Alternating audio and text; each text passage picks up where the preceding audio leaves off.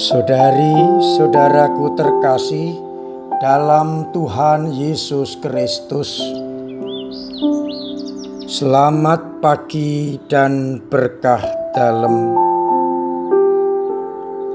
Kita berjumpa kembali dalam renungan harian kita, Kamis 8 September 2022, bertepatan dengan pesta kelahiran Santa Perawan Maria. Pesta ini dirayakan oleh umat Katolik seluruh dunia.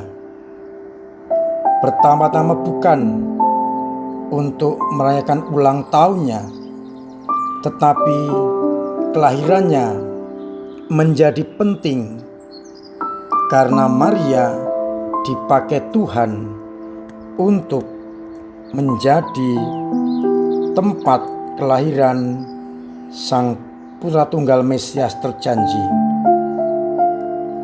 Dengan jawaban ya kepada malaikat Gabriel, maka keselamatan segera akan tiba. Penebusan bangsa manusia memerlukan kerjasama, dan Maria menanggapinya. Maka Maria diberi kekhususan, dikandung tanpa noda sejak awal mula, agar ia layak menjadi tempat kelahiran Sang Mesias.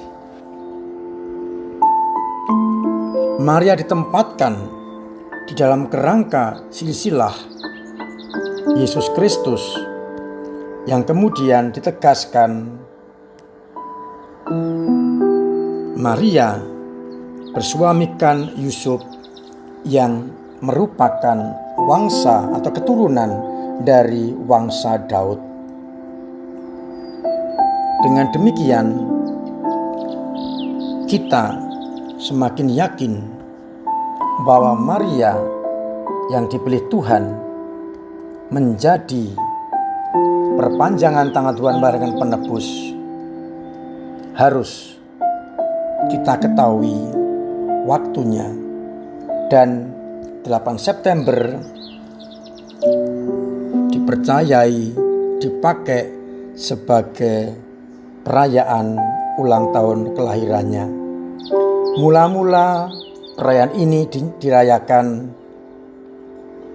di Gereja Timur, namun kemudian berkembang dan pada abad ke-7 pesta ini juga dirayakan dalam Gereja Barat.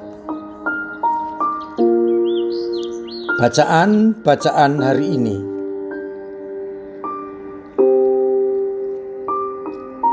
yang dikutip dari Mika bab 5 ayat 1-4a menggambarkan saatnya seorang perempuan akan mengandung dan melahirkan seorang anak laki-laki.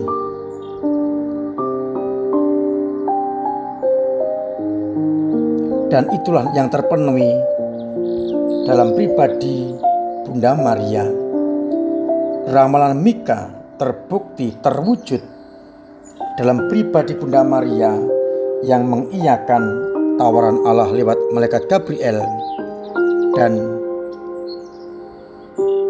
menjadi kepenuhan nubuat para nabi. Sedangkan pada bacaan Injil kita akan mendengarkan bagaimana silsilah Tuhan kita Yesus Kristus dan sampai pada peristiwa kelahiran Yesus Kristus.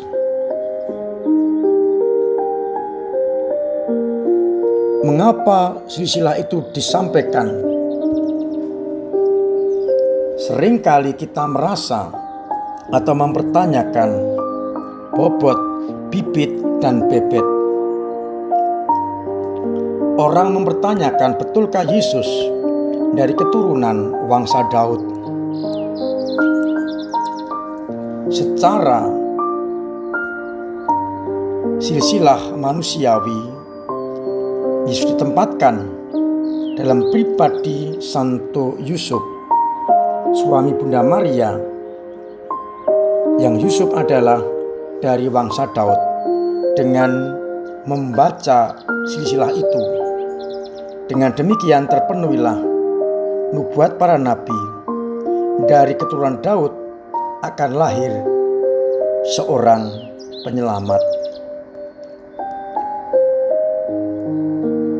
Dari siapa? Dari Bunda Maria yang bersuamikan Santo Yusuf dari wangsa Daud.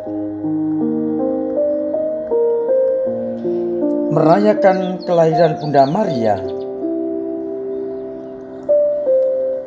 mau tidak mau kita harus melihat peristiwa itu, di mana kelahiran baru membawa sukacita, membawa kegembiraan bagi banyak orang. Artinya, orang-orang menjadi bersukacita karena kelahiran hadirnya manusia baru itu. Terutama membawa sukacita bagi suami istri, ayah ibunya, kemudian keluarganya dan sanak saudaranya. Tetapi kelahiran Bunda Maria tidak hanya membawa sukacita bagi keluarga atau orang tuanya, tetapi membawa sukacita bagi seluruh bangsa. Karena Maria nanti menjadi tokoh yang dipakai Tuhan untuk menghadirkan Sang Penyelamat. Maka kelahirannya membuat atau menjadikan semua orang bersukacita, tidak hanya keluarga, tidak hanya sanak saudara, tetapi semua orang bersukacita karena ia menjadi alat Tuhan untuk menghadirkan Sang Penyelamat. Saudari-saudaraku terkasih dalam Kristus, kita juga sudah dilahirkan secara baru lewat air pembaptisan, lewat Roh Kudus. Kita diangkat menjadi anak-anak Allah. Pertanyaannya adalah, apakah kehadiranku membawa sukacita bagi sesama? Kalau membawa sukacita bagi sesama, siapa saja yang bersukacita atas kelahiran baruku sebagai anak-anak Allah? Apakah hanya keluargaku, sanak keluargaku, ataukah menjadikan semua orang bersukacita? Bunda Maria memang kelahirannya membawa sukacita bagi orang tuanya, sanak keluarganya, tapi lebih dari itu, ia dengan kesediaan menerima tawaran keselamatan dari Allah lewat malaikat Gabriel. Ia menjadi kegembiraan bagi seluruh bangsa, bagi semua orang, karena penebusan bangsa manusia sudah semakin mendekat. Dengan demikian, kelahiran Bunda Maria membawa sukacita bagi semua orang. Maka titik permenungan kita adalah pertanyaan berikut. Kelahiran baruku sebagai anak-anak Allah dalam pembaptisan, apakah menjadikan aku bisa membawa kabar sukacita bagi banyak orang? Dengan hidup karyaku yang semakin mencerminkan kehendak Allah, menjadikan orang bersukacita. Semoga kelahiran baru sebagai anak-anak Allah sungguh membawa sukacita bagi banyak orang. Dan dengan demikian kita ambil bagian dalam karya pewartaan kerajaan Allah. Mari bersama-sama menyadari bahwa kelahiran baru kita dalam pembaptisan membawa serta tugas untuk menjadi kabar sukacita bagi banyak orang. Tuhan memberkati kita sekalian. Amin.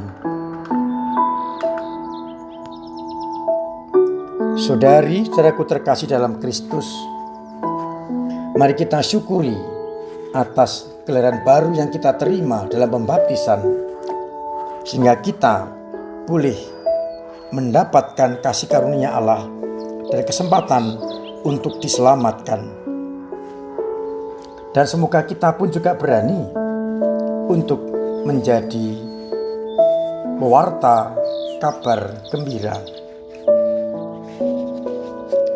Mari kita perbaiki hidup rohani kita dengan cara kita perhatikan iman kita, datang ke gereja dengan sungguh-sungguh,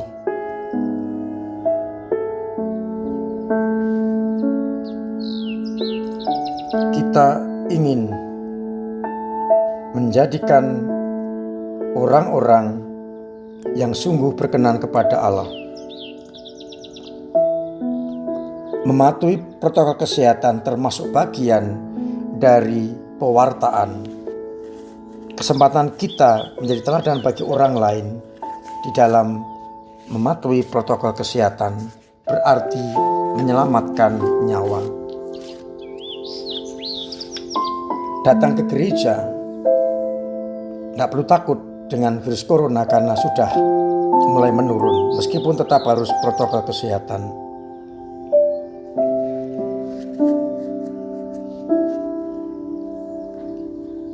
Mengingatkan nanti sore adalah perayaan ulang tahun paroki kita ke-83 sekaligus penerimaan sakramen penguatan oleh Bapak Uskup kita.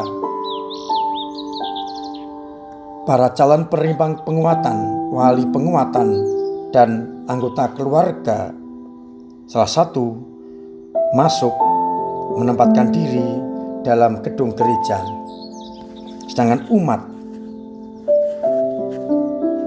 menempati gedung Mandala Graha, karena memang gereja hanya cukup untuk peserta krisma, wali, dan keluarga.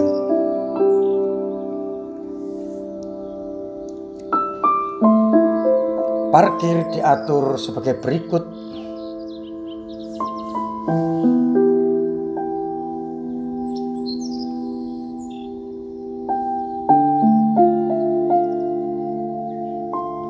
Orang-orang yang krisma di depan gereja, yang tidak krisma ada di halaman taruna.